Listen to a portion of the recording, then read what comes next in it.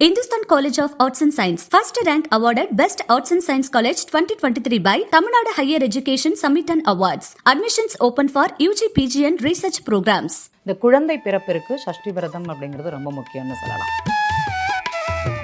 ஏகாதசி விரதம் ரொம்ப விசேஷம். நம்மளுடைய ஒரு நாளில் நம்ம 365 நாளில் மாதத்தில் ஒரு 12 நாள் அப்படிங்கிறது கண்டிப்பாக விரதம் இருக்கணும்னு சொல்லுவோம். ஏகாதசியில் விரதம் இருக்கிறவங்களுக்கு மோட்சம் அப்படிங்கிறது கண்டிப்பாக உண்டுன்னு சொல்லுவாங்க. நிறைய பெண்கள் திருமணம் ஆகாதவங்க நல்ல ஒரு வரன் வேணும், சிவபெருமான் மாதிரி ஒரு வரன் வேணும் அப்படின்னு நினச்சி இந்த சோமவார விரதம் இருக்கிறது அப்படிங்கிறது ரொம்ப விசேஷமாக கருத்து. அது ஞாயிறு சூரியன் அப்படிங்கிறது கிடையாது. என்னுடைய தனித்துவம் எங்கே வெளிப்படுத்தணும்னு நினைக்கிறீங்களோ அந்த ஞாயிறு விரதம் இருப்பது அப்படிங்கிறது ரொம்ப சிறப்பு. 11 வியாழக்கிழமை விரதம் இருந்து கதை படித்து அது நேவேத்தியம், மஞ்சள் கலரில் கேசரி, மஞ்சள் கலரில் ரோஜா பூ, மஞ்சள் கலரில் பூவு அப்படிங்கிறத நம்ம அன்னைக்கு ஈவினிங் சுவாமிக்கு கொடுத்துட்டு அன்னைக்கு ஈவினிங் 4 பேருக்கு வெற்றிலை தாம்பூலம் கொடுத்து அந்த விரதத்தை முடிப்பாங்க. இவங்க நினைச்ச காரியம் நடக்குமானா கண்டிப்பாக நடக்கும். விரதம் இருக்கிறவங்க எப்போதுமே இந்த உப்பு புளி சேர்த்து சாப்பிட்றது அப்படிங்கிறது ஆகாது.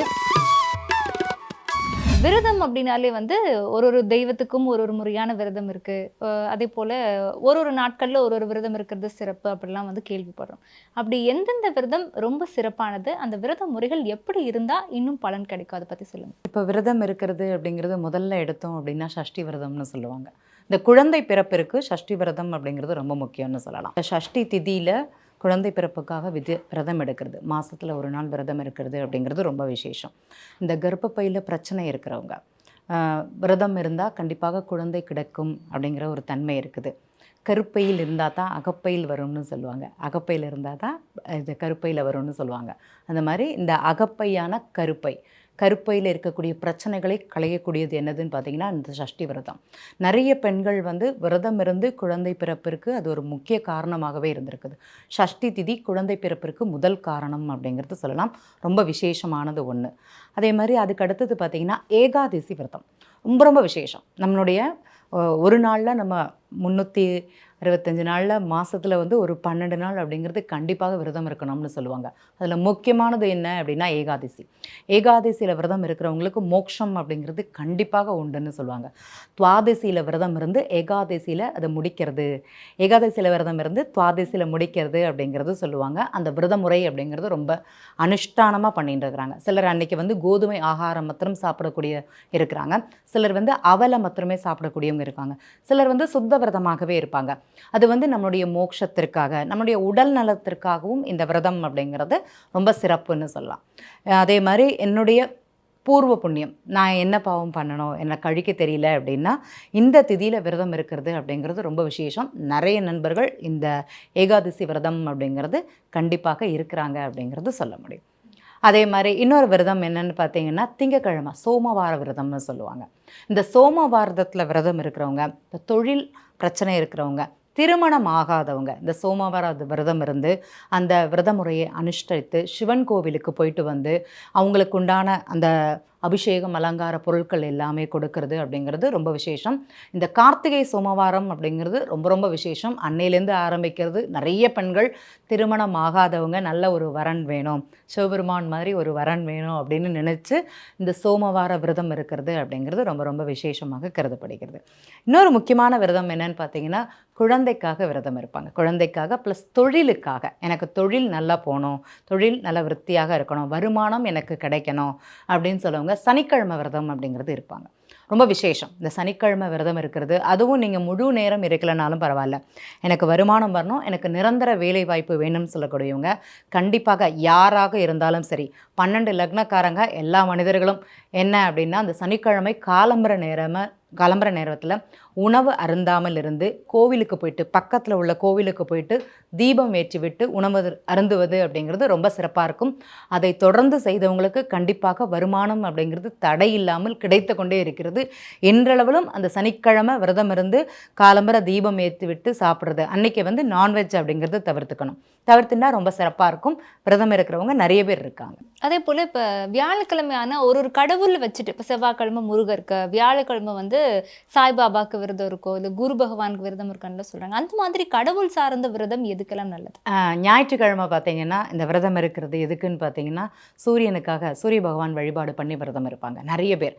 எனக்கு வந்து என்னோட வேலையில் நான் செய்யக்கூடிய செயல்களில் முதன்மையாக திகழணும், என்னுடைய ஒரு செயல் கண்டிப்பாக நடந்தே தீரணும் அப்படின்னா இந்த ஞாயிற்றுக்கிழமை சூரியன் வழிபாடு, சூரியனுக்கு விரதம் இருப்பது அப்படிங்கிறது ரொம்ப சிறப்பு.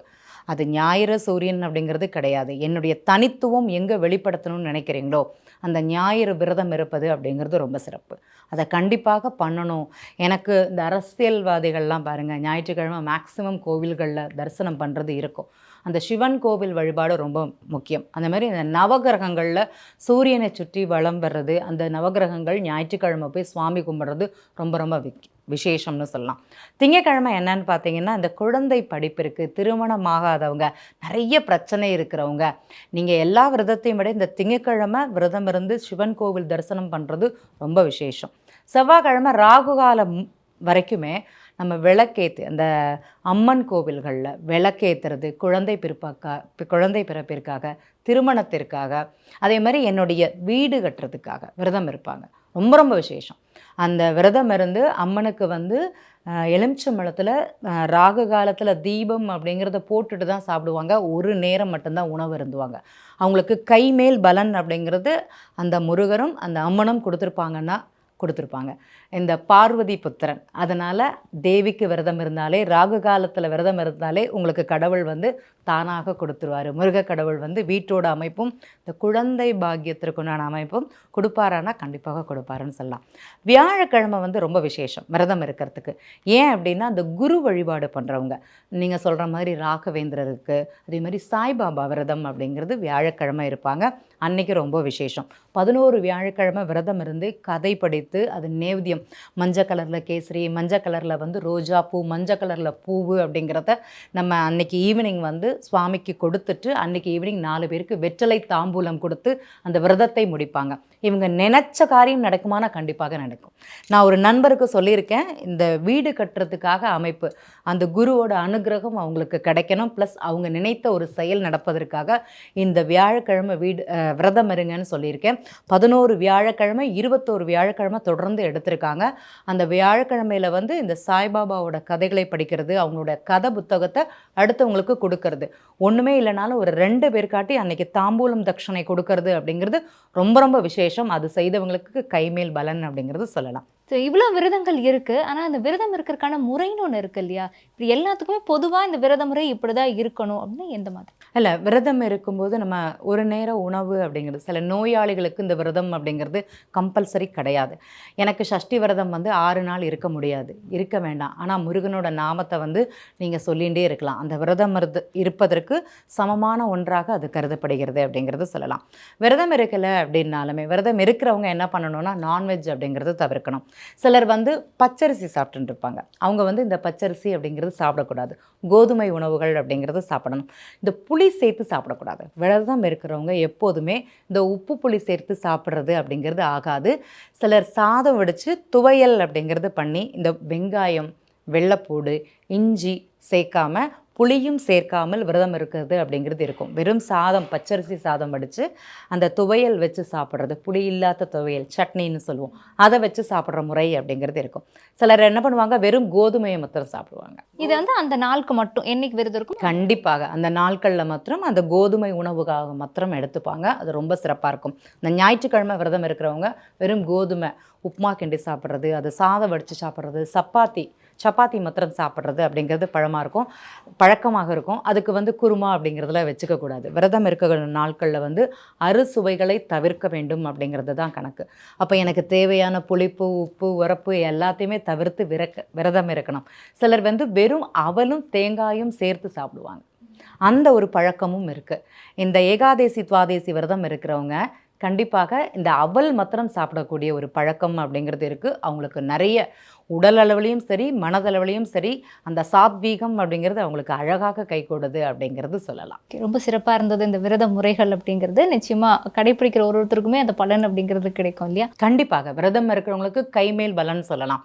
ஏன்னா தன்னை வருத்தி சிலர் இந்த சஷ்டி விரதம் இருக்கும்போது பாருங்கள், எனக்கு தெரியும், நான் பார்த்துருக்கேன். ஏன்னா நான் திருச்செந்தூர் அப்படிங்கிறதுனால அங்கே நிறைய நண்பர்கள் சஷ்டிக்கு கோடான கோடி மக்கள் அங்கே விரதம் இருப்பாங்க. ஒரு நேரம் மட்டும்தான் தண்ணி குடிச்சு இருக்கக்கூடியவங்க இருக்கிறாங்க. இன்றைக்கி அவங்க நல்ல நிலையில் திருச்செந்தூர்லேருந்து ஃபாரினில் கல்யாணம் போய் நல்ல நிலையில் இருக்கிறவங்க அங்கே வீடு வண்டி வாகனங்கள் சுகபோகத்தோடு வாழ்கிறாங்கன்னு சொல்லலாம். அந்த மாதிரி ஒரு தன்மையை அந்த முருகர் கொடுப்பாரானா தானாக கொடுப்பார். சிலர் மௌன விரதம் இருப்பாங்க.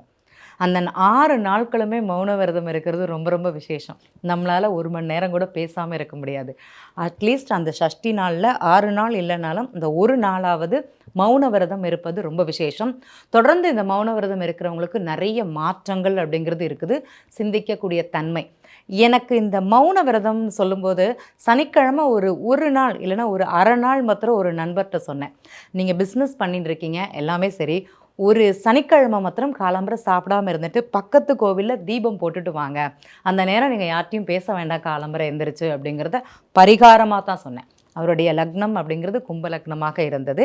அப்போ அவர் பிறந்த நட்சத்திரம் ரேவதி நட்சத்திரம். அப்போ இந்த நாட்களில் அவர் பேசாமல் இருக்கிறது ரொம்ப சிறப்பு. இந்த நாளில் நீங்கள் பேசாமல் பக்கத்து சிவன் கோவிலில் போயிட்டு தீபம் போட்டுட்டு வாங்க, நிறைய மாற்றங்கள் உங்கள் வாழ்க்கையில் நடக்கும் அப்படிங்கிறது சொல்லியிருக்கோம். அவர் செஞ்சிருக்கிறாரு. படிப்படியாக அவர் வாழ்க்கையில் முன்னேற்றமும் அந்த தொழிலில் விருத்தி அப்படிங்கிறதும் கண்டிப்பாக அவர் வாழ்க்கையில் இருக்குதுன்னு சொல்லலாம். விரதத்துக்கு அவ்வளோ பலன் இருக்குதானா? கண்டிப்பாக இருக்குது. விரதம் இருந்து நிறைய முன்னேற்றங்கள் வாழ்வில் அடைஞ்சவங்க நிறைய பேர் இருக்காங்க. ஸோ விரத முறைகள் பற்றி ரொம்ப சிறப்பாக சொன்னீங்க. ரொம்ப நன்றி. நன்றி, வணக்கம். Hindustan College of Arts and Science first rank awarded Best Arts and Science College 2023 by Tamil Nadu Higher Education Summit and Awards. Admissions open for UG, PG and research programs.